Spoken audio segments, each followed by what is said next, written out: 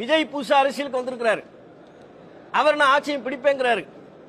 ஆனா அவருடைய அன்றாட செயல்பாடுகளை பார்க்கின்ற பொழுது தற்போதைய சூழல்ல அவருடைய எதிர்காலம் என்னவென்று நாம சொல்ல முடியாது. தற்போதைய சூழல்ல தமிழக முஸ்லிம்களினுடைய நம்பிக்கை பெற்றவராக விஜய் இல்லை. காரணம், அவருக்கு அதற்குரிய அரசியல் பக்குவமும் இல்லை. முழுமையான ஒரு அரசியல்வாதியாக இன்னும் அவர் மாறவே இல்லை. நேரான சிஎம் சீட்டுக்கு வந்துருவேன் சொல்கிறாரே ஒழிய அதற்குரிய ஆக்கப்பூர்வமான பிரச்சாரங்களோ ஆக்கப்பூர்வமான செயல் திட்டங்களோ எதுவும் அவரிடத்தில் இல்லை. அது மட்டும் இல்லாம தன்னுடைய கட்சியை சார்ந்தவர்கள் பாதிக்கப்படும் பொழுதே அதற்கே குரல் கொடுக்க இயலாதவராக இருக்கிறார். தன்னுடைய சினிமா படத்தை பாஜக அரசு தடுத்து வைத்திருக்கிறார்கள். எந்த காரணமும் இல்லை. அவர் ஒரு சினிமா படம் நடிக்கிறார், அந்த படத்தை வெளியிடுவதற்கு பாஜக அரசு தடுத்து வைத்திருக்கிறது என்பது ஒட்டுமொத்த நாடே தெரியும், நாட்டுக்கே தெரியும். எல்லா ஊடகங்களும் அவற்றை பேசுகிறார்கள். பேச வேண்டிய விஜய் பேசாம இருக்கிறார்.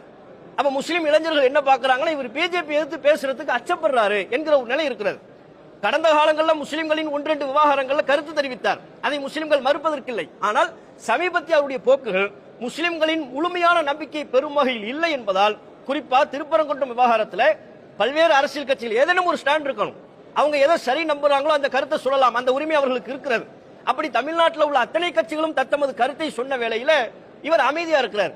கேட்டா அமைதியா இருப்பதே ஒரு அரசியல் என்று அவருடைய கட்சி தலைவர்கள், இரண்டாம் கட்ட தலைவர்கள் சொல்றாங்க. அமைதியா இருப்பது எப்படி ஒரு அரசியல் ஆகும்? இரண்டு சமூக மக்கள் மத்தியில் தேவையற்ற ஒரு பதட்டம் திட்டமிட்டு விஷமிகளால் பரப்பப்படும் பொழுது அங்கே அவர்களை அமைதிப்படுத்தக்கூடிய வகையிலான உண்மை என்னவோ அந்த உண்மையை சொல்லணும். சட்டத்தின்படியான நீதி நேர்மை என்னவோ அந்த நேர்மையை மக்கள் மத்தியில் பறைசாற்றணும். அது போன்ற இடங்களில் வேடிக்கை பார்த்து கொண்டிருப்பது, அமைதியாக இருப்பதே பெரும் அரசியல் யுக்தி என்று சொல்வது, அப்படிப்பட்ட அரசியலை தமிழக முஸ்லிம் இளைஞர்கள் ஆதரிக்கக்கூடியவர்களாக இல்லை. அதையும் இந்த நேரத்தில் நாங்கள் தெளிவாக சொல்லிக் கொள்கிறோம்.